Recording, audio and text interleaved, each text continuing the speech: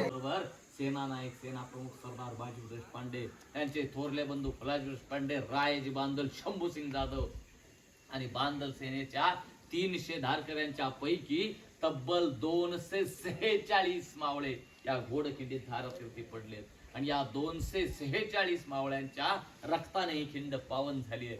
म्हणून दस्तूर खुद्द शिवाजी महाराजांनी या खिंडीमध्ये येऊन या खिंडीचं नाव बदललंय. तेव्हापासून ही घोडखिंड पावन खिंड या नावाने उद्यास आली. तेव्हापासून ही घोडखिंड पावन खिंड या नावाने उद्यास आली. नमो पार्वतीपते शिव हर हर हर महादेव. नमस्कार मंडळी, मी वैभव वाघमारे. आपलं स्वागत आहे माझ्या नवीन व्हिडिओमध्ये. तर आज आता आम्ही आलो आहोत पावनखिंड पाहण्यासाठी कोल्हापूरला. तर चला तुम्हाला दाखवतो पावनखिंड. इथे आपल्या ज्या बाजीप्रभू देशपांड्यांनी महाराजांना वाचवण्यासाठी आपल्या प्राणाची आहुती दिली होती, ते बाजीप्रभू कुठे लढले ते पावनखिंड मी तुम्हाला दाखवण्याचा प्रयत्न करेल. आणि आज आपल्यासोबत आहे ते विनायक भाऊ आहे आणि गौरव आहे. जय शिवराय. जय शिवराय. चला मग दाखवतो. चला.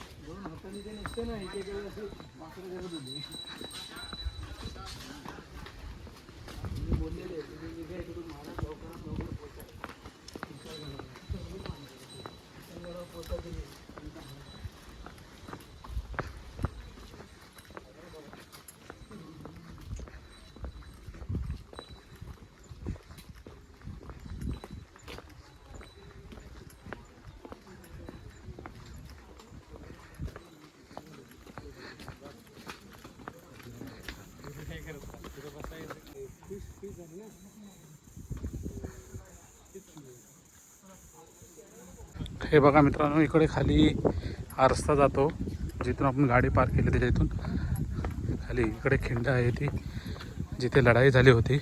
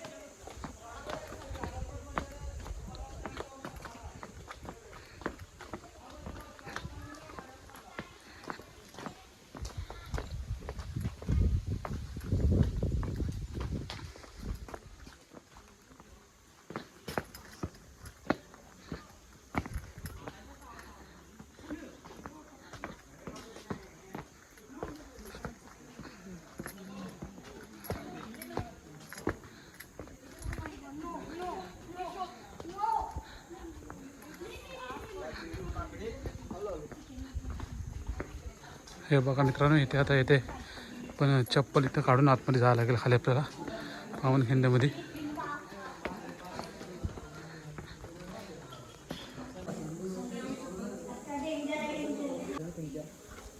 पावन झाली त्याच्यामुळे पावनखिंड ठेवलं नाव.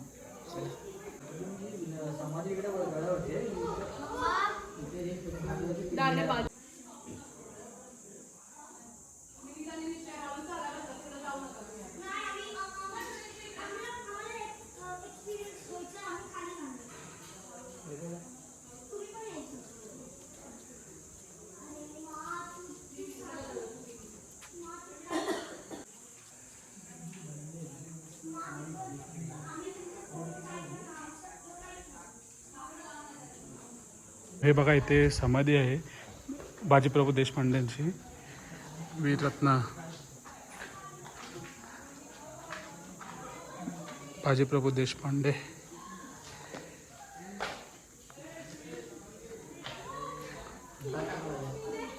आणि इकडे ती खिंड आहे खाली, पावन खिंड. स्टँड ओव्हर स्टेप्स आणि जस्ट चला ना थोडं तरी बघू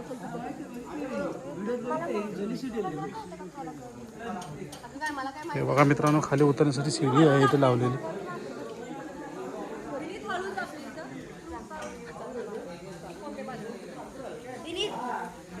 खूप आहेत मंकीज खाली. थांबा निशे निशे जाऊ नको अंगावर ते स्लॅब ऑल्सो. विनीत जाऊ नको. विनीत विनीत थांब रे. आपण इथूनच काढतो. इथूनच काढतो. नाही बस जावा तुम्ही. बस जा अरे खूप आहेत खाली. ते सगळं घेऊन जातं. कॅप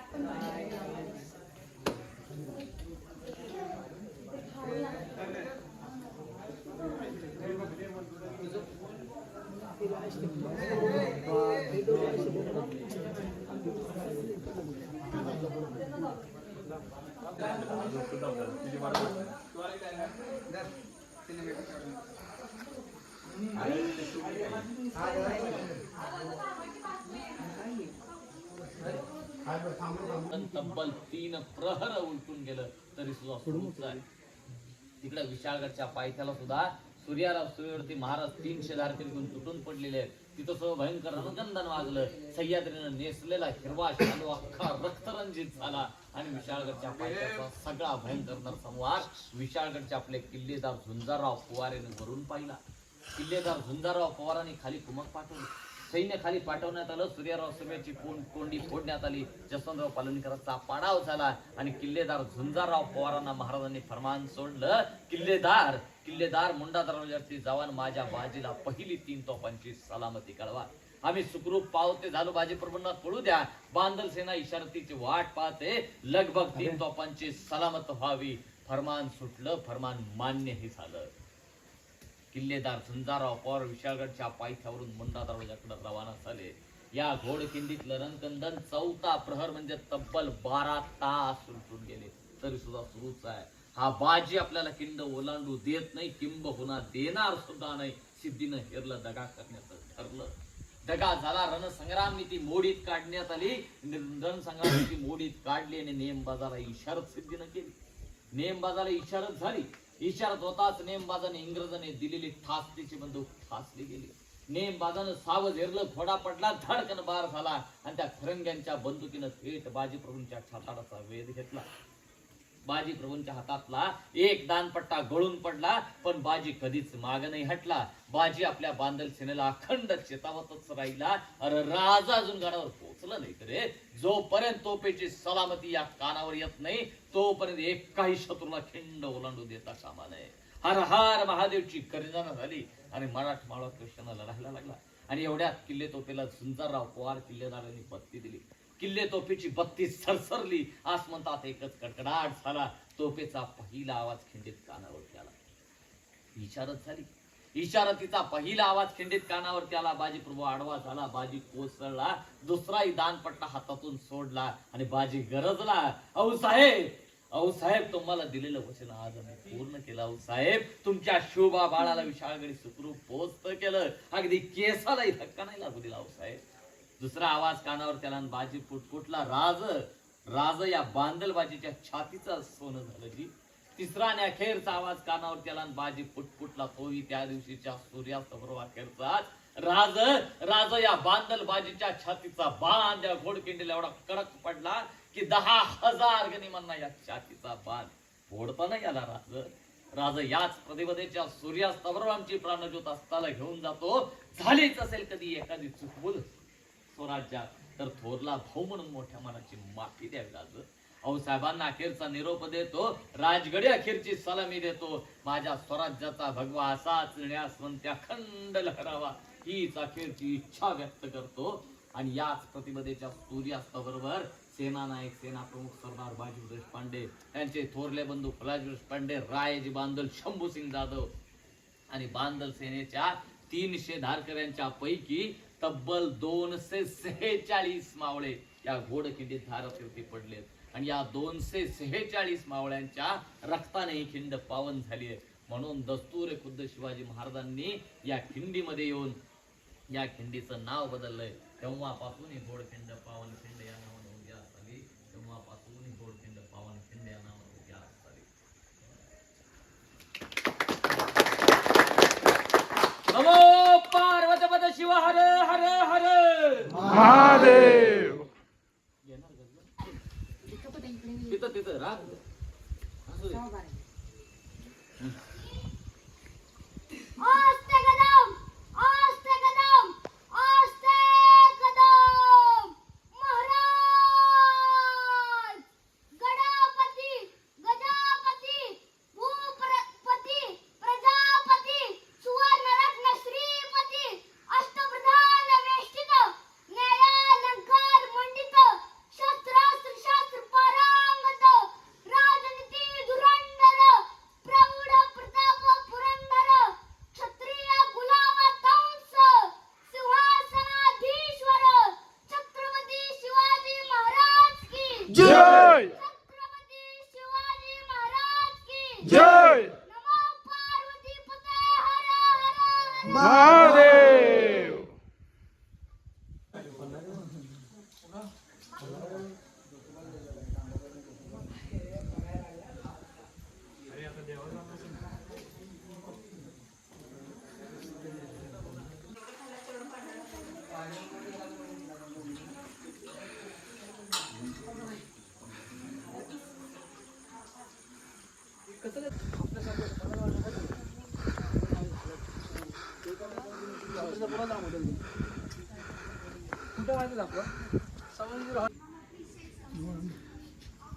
नाका त्रास होतो.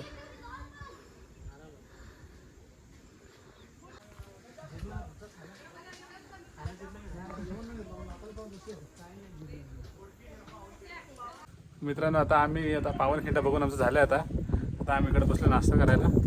बघा इकडे आपल्या आता झुणका भाकर घेतले आपण. तर या खायला चला. आता मधून भूकच नाही लागली.